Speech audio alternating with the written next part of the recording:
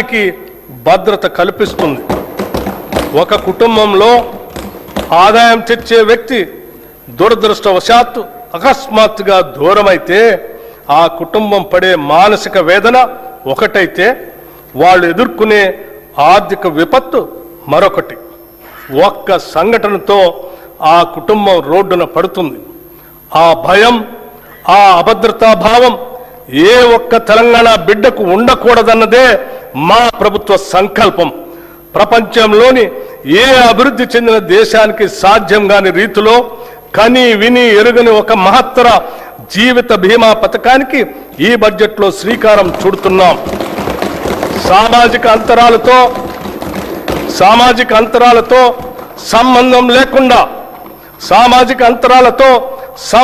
లేకుండా పేద మధ్యతరగతి ధనిక అనే తేడా చూడకుండా రాష్ట్రంలోని 1,15,00,000 కుటుంబాలకు ప్రతి కుటుంబానికి 5 లక్షల రూపాయల జీవిత బీమా అందించే విధంగా జూన్ 2, 2026 నుండి ఇందిరమ్మ కుటుంబ జీవిత బీమా పథకంను నూతనంగా ప్రవేశపెడుతున్నాం.